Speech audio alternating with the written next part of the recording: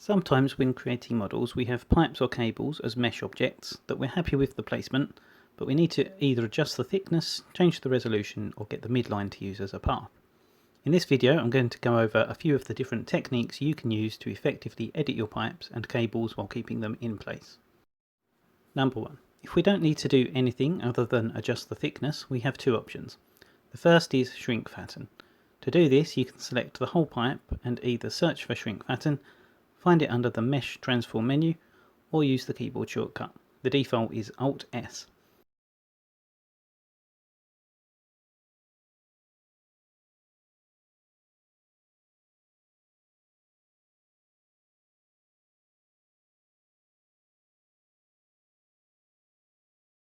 If for whatever reason you can't use that, or it's producing strange results, another option is to select all the rings of edges down the length of the pipe, change the transform pivot point to individual origins, and then you can use scale to achieve the same results.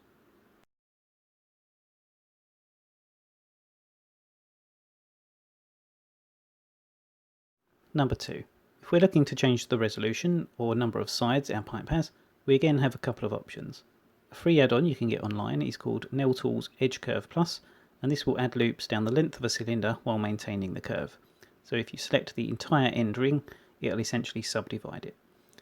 The other option would be to convert the pipe into a curve, which we'll cover in the next step.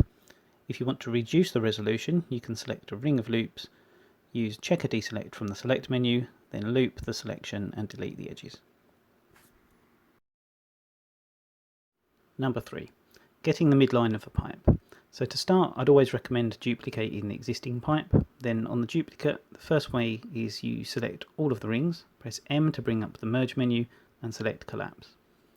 Out of edit mode, you can then right click and convert this mesh object into a curve, where you'll have full access to the depth and resolution under the geometry panel's bevel selection.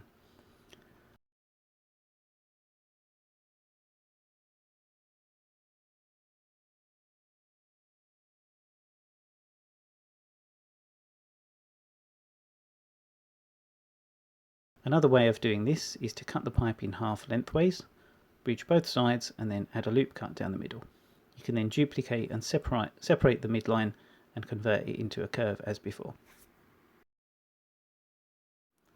A bonus reason you may want to do all of this is if you have a pipe as a placeholder from a block out and you want to add details in a uniform way, we can get the midline, then use a straight cylinder with even cuts,